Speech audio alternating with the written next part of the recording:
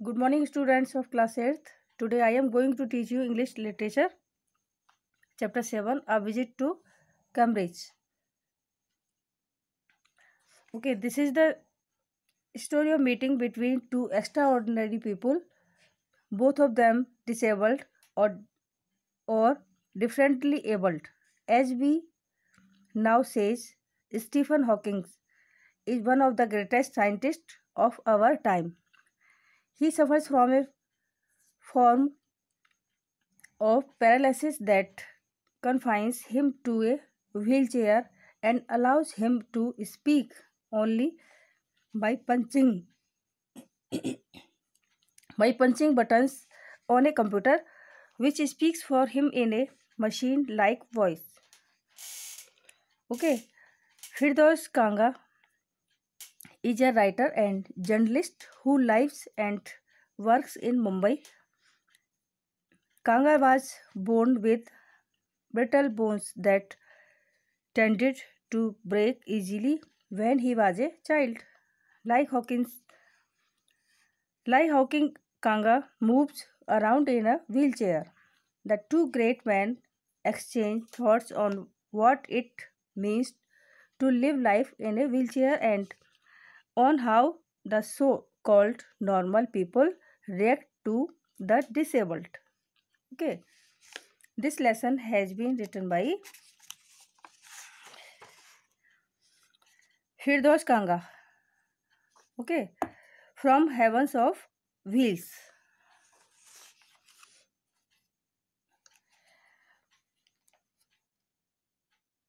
यह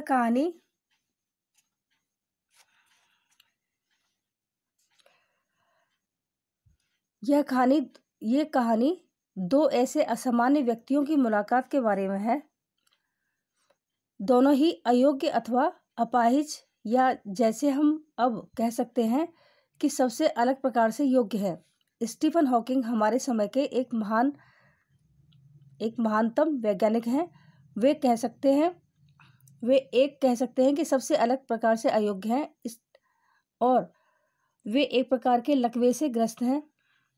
ठीक है, स्टीफन हॉकिंग जो कि महानतम वैज्ञानिक हैं, वो एक प्रकार के लकवे से ग्रस्त हैं जिसने उन्हें एक व्हील चेयर तक सीमित कर दिया है और उन्हें कंप्यूटर पर बटन दबाकर ही बोलने अथवा अपने विचार व्यक्त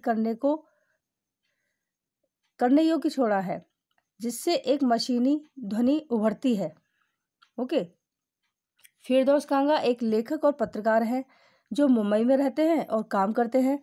कांगा जन्म से ही भंगुर अस्थियों की बीमारी से पीड़ित हैं। ओके, और जब ये आसानी से टूट जाती थी तो वे भी हॉकिंस की तरह व्हील चेयर पर ही घूमते हैं। ठीक है, ये दो महान व्यक्ति व्हील चेयर पर जीवन यापन करने का क्या अर्थ है और सामान्य कहे जाने वाले व्यक्ति अपाहिज व्यक्तियों से कैसा व्यवहार करते हैं, उसके बारे में अपने विचारों का आदान प्रदान करते हैं।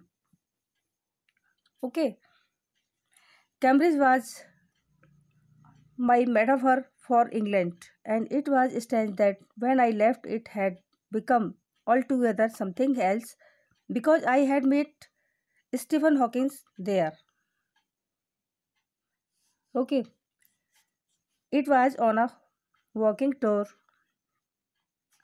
through Cambridge that the guide mentioned Stephen Hawking, poor man who is quite disabled now, though he is a worthy successor to Isaac Newton, whose chairs he has at the university. And I started because I had quite forgotten that this most brilliant and completely paralyzed astrophysicist, the author of A Brief History of Time, one of the biggest bestsellers ever, live here. Okay, when the walking tour was done, I rushed to a phone booth and, almost tearing the cord so it could reach me outside, phoned Stephen Hawkins' house. There was his assistant on the line, and I told him I had come in a wheelchair from India. Perhaps he thought I had propelled myself all the way to write about my travels in Britain. I had to see Professor Hawkins. Even 10 minutes would Professor Hawkins, even 10 minutes would do. Half an hour he said from 3:30 to 4. Okay. यानी in this stanza author says that, यहाँ पर लेखक कहते हैं कि Cambridge मेरे लिए England का रूपक था और वह बड़ा ही अद्भुत था। जब मैं गया तो यह बिल्कुल अलग ही हो गया था, क्योंकि मैं वहाँ स्टीफन हॉकिंग से मिला। कैम्ब्रिज के भ्रमण के दौरान गाइड ने स्टीफन हॉकिंग्स के बारे में बताया। बेचारा आदमी जो कि अब पूर्ण रूप से अपंग है, यद्यपि वह महान वैज्ञानिक आइजैक न्यूटन का उत्तराधिकारी है, जिसकी कुर्सी पर वह विश्वविद्यालय में है। Okay, and I started because I had quite forgotten that this most brilliant and completely paralyzed astrophysicist, और मैं आरंभ हो गया, है ना, क्योंकि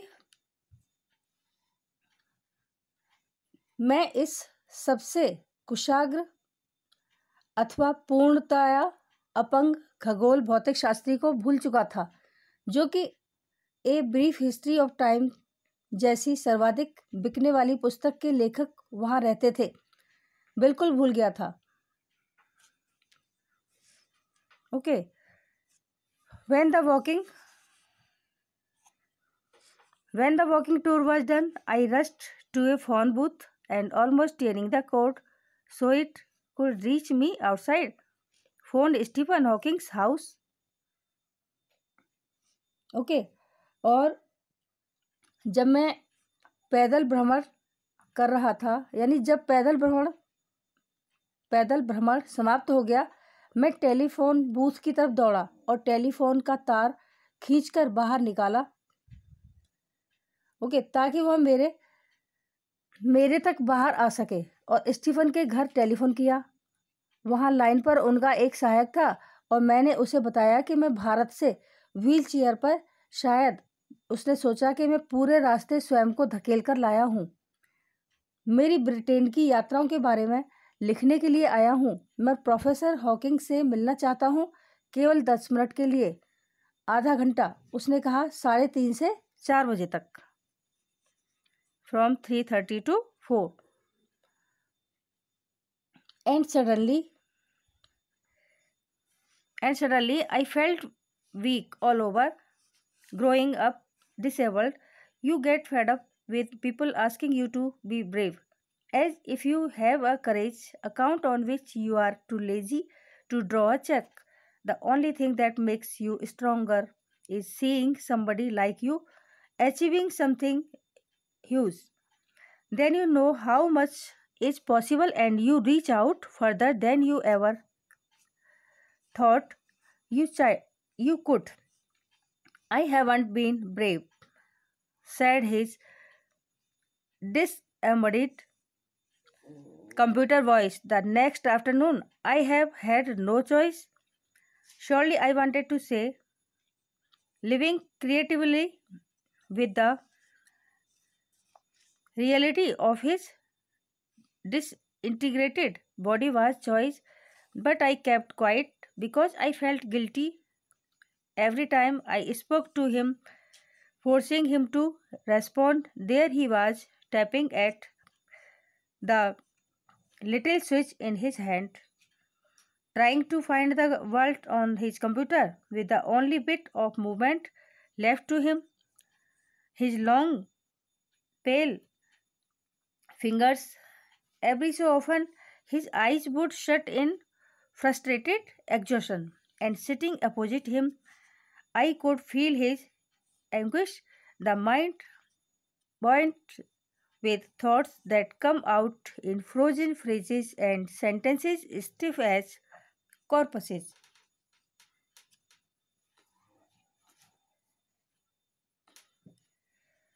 ओके, यानी in this stanza author says that, यहाँ पर लेखक कहते हैं कि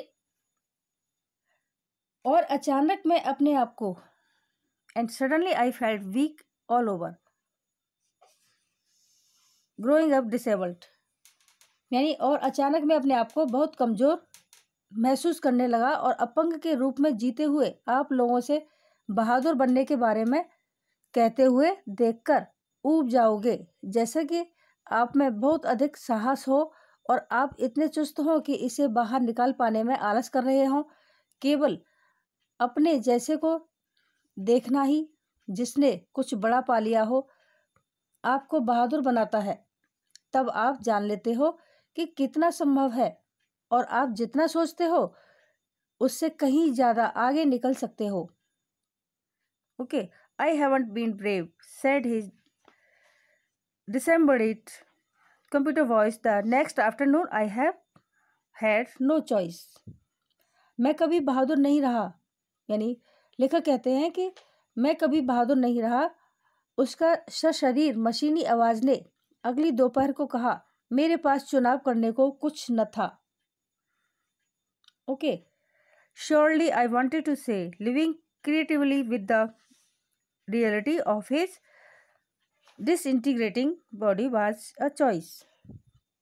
वास्तव में मैं यह कहना चाहता था कि उसकी इस बिखरी हुई देह की सच्चाई के साथ रचनात्मक रूप से जीना ही एक चुनाव था, किंतु मैं चुप रहा क्योंकि हर बार जब मैं उन्हें उत्तर देने को मजबूर कर रहा था तो मैं अपने आप को अपराधी महसूस कर रहा था। और वह स्टीफन हॉकिंग अपनी लंबी और पीली उंगलियों से, जो थोड़ी भी शरीर में हरकत बची थी, से अपने कंप्यूटर पर शब्दों को ढूंढने का प्रयास करते हुए अपने हाथ में लिए एक बटन को दबा रहा था हर बार। ओके, यानी every so often his eyes would shut in frustrated exhaustion. हर बार प्राय उसकी आंखें एक बोझिल निराशापूर्ण थकान से बंद हो जाती थी और उसके सामने बैठे हुए मैं उसकी इस नाराजगी और उसके दिमाग का जो विचारों से भरा हुआ था, उसका दिमाग विचारों से भरा हुआ था और जो विचार जमे हुए वाक्यांशों और शब्द के समान निर्जीव वाक्यों की तरह आ रहे थे, महसूस कर सकता था। Okay, a lot of people seem to think that disabled people are chronically unhappy. I said, I know that's not true myself. Are you often laughing inside? Please turn over.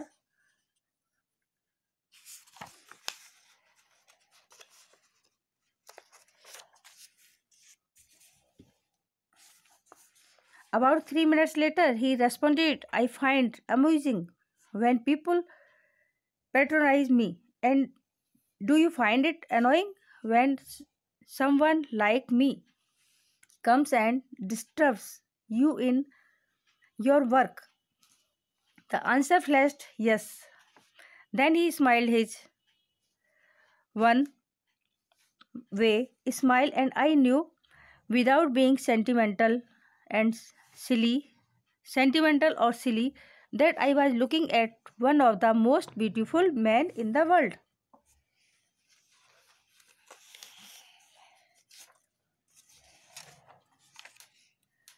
Okay, यानी a lot of people seem to think, यानी अधिकांश लोग हैं यह सोचते प्रतीत होते हैं कि विकलांग लोग चिरकाल से दुखी होते हैं। मैंने कहा, मैं स्वयं जानता हूं कि यह सत्य नहीं है। क्या आप अंदर से प्राय हंसते हैं? ओके, क्या आप अंदर से प्राय हंसते रहते हैं? लगभग 3 मिनट पश्चात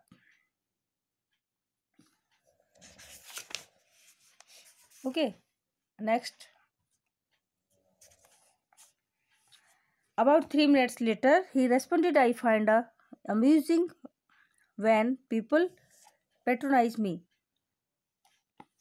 यानी लगभग 3 मिनट पश्चात उसने उत्तर दिया, मुझे यह बहुत रोचक लगता है जब लोग मुझे संरक्षण देते हैं। ओके, संरक्षण देते हैं। और क्या आप And do you find it annoying when someone like comes disturbs you in your work? और क्या आप इस बात से नाराज होते हैं कि जब मुझ जैसा कोई आकर आपके कार्य में दखलंदाजी करता है? और उत्तर आता है हाँ। तब वह एक तरफा मुस्कुराया और मैंने बिना भावुक हुए या मूर्खता किए जानता था कि मैं इस संसार के सबसे खूबसूरत इंसान को देख रहा हूँ। ओके, यानी that I was looking at one of the most beautiful man in the world. यानी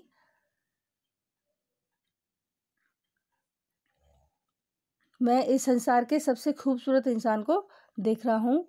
the first glimpse of him is shocking because he is like a still photograph, as if all those pictures of him is magazines and newspapers have turned 3 dimensions, है ना, dimensional. Then you see the head twisted sideways into a slump, the torso stuck inside the tail of the shirt, the wasted legs. You look at his eyes, which can speak still, and they are saying something huge and urgent. It is hard to tell what, but you are shaken because you have seen something you never thought could be seen. Okay, next. Before you like a lantern whose balls are worn thin, you glimpse only the light inside is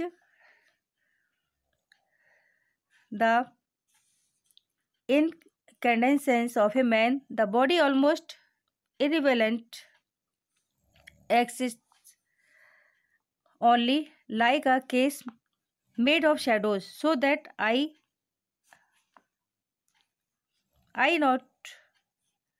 am believer in internal souls.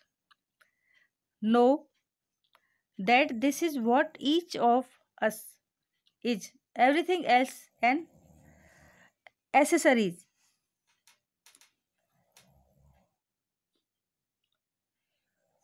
Okay. What do you think is the best thing about being disabled? I had asked him earlier.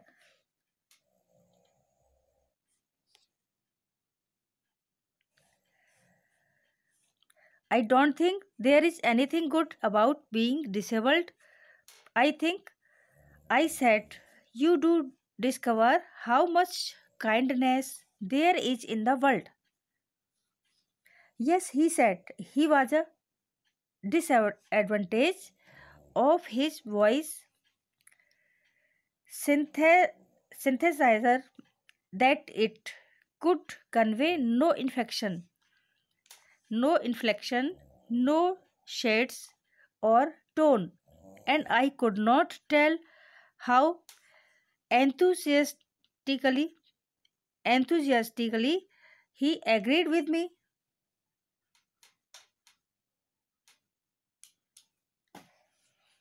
Okay, यानी in this paragraph author says that, यहाँ पर लेखक कहते हैं कि उनकी एक झलक यानी the first glimpse of him is shocking, यानी उनकी एक झलक आपको चौंका देने वाली होती है, क्योंकि वह बिल्कुल एक स्थिर चित्र की तरह है।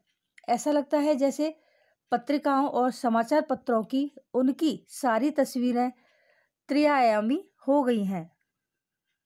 ओके, 3 डिमेंशनल यानी त्रिआयामी हो गई हैं। और तब आप एक सिर को कंधों में धंसा हुआ, पेट को नीचे कमीज के अंदर धंसा हुआ और बेकार टांगों को देखते हैं और उसकी आंखों को देखते हैं जो अभी भी बोल सकती हैं और मानो वे कुछ बहुत बड़ी और आवश्यक बात कह रही हों, किंतु यह बताना कठिन है कि वे क्या कहना चाह रही हैं। किंतु आप हिल जाते हो, अर्थात हैरान रह जाते हो, क्योंकि आप वह देख चुके हो जो आपने कभी सोचा भी नहीं था। Okay,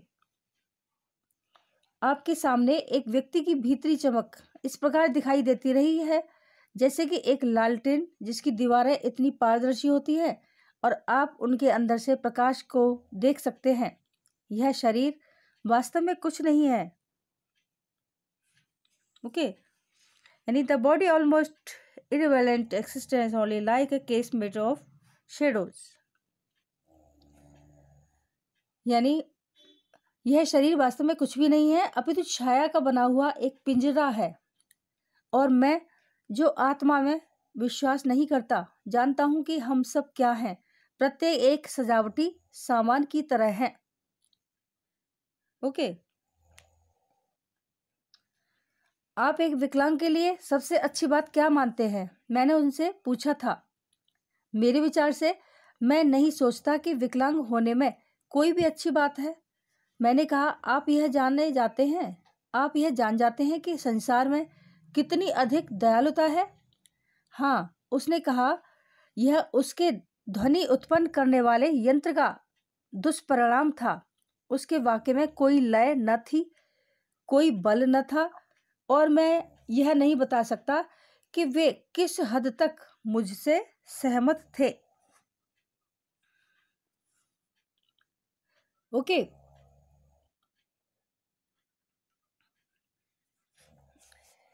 next, every time I shifted in my chair or turned my wrist to watch the time, I wanted to make every one of our 30 minutes count. I felt a huge relief and exhilaration in the possibilities of my body. How little it mattered then that I would never walk or even stand. I told him how he had been an inspiration beyond clutch for me, and surely for others did the thought help him.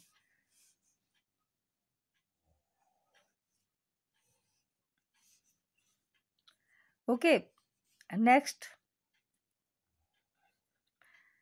No, he said, and I thought how foolish I was to ask. When your body is a claustrophobic room and the walls are growing narrower day by day, it doesn't do much good to know that there are people outside smiling with admiration to see you breathing still. Is there any advice you can give disabled people, something that might help make life better? They should concentrate on what they are good at. Things I think things like the disabled Olympics are a waste of time. Okay,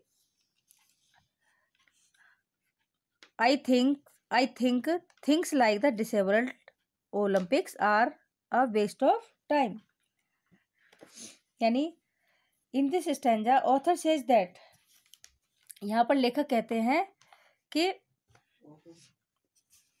लेखक ने बताया है कि every time I shifted in my chair or turned my wrist to watch the time. Okay, यानी हर बार मैं अपनी कुर्सी पर थोड़ी सी हलचल करता था और या मेरी कलाई को घुमाकर समय देखता था, घड़ी देखता था। मैं हमारी इन 30 मिनटों के हर क्षण को गिनना चाहता था। मुझे मेरी शरीर की कुछ करने की संभवता को देखकर बहुत संतोष और आनंद महसूस हुआ। ओके, यह बात कितने कम मायने रखती है कि मैं चल नहीं सकता और खड़ा नहीं हो सकता। ओके, मैंने उन्हें बताया, I told him how he had been an inspiration beyond clicks of for me and surely for others did that thought help him. मैंने उन्हें बताया कि वह मेरे लिए एक ऐसी प्रेरणा है, ऐसी इंस्पिरेशन है कि जिसे शब्दों में व्यक्त नहीं किया जा सकता, और निश्चित रूप से दूसरों के लिए भी। क्या यह सोच उसको सहायता देती है? नो, नहीं, ही सेड, उसने कहा नहीं। और मैंने सोचा कि यह पूछना कितनी मूर्खता थी।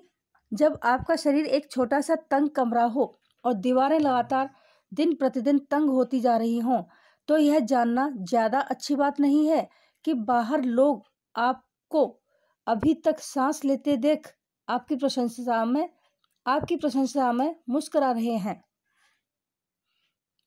ओके, क्या आप विकलांग लोगों को कोई सलाह देना चाहेंगे जो कि उनके जीवन को थोड़ा बेहतर बना सके? उन्हें उस काम पर ध्यान देना चाहिए जिस काम में वो सबसे अच्छे हों। मैं सोचता हूँ कि विकलांग ओलंपिक आयोजित करना जैसी बातें समय की बर्बादी है। Okay,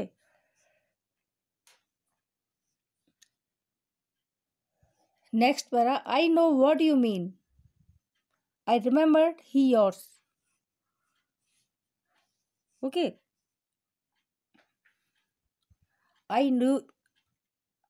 I know what you mean.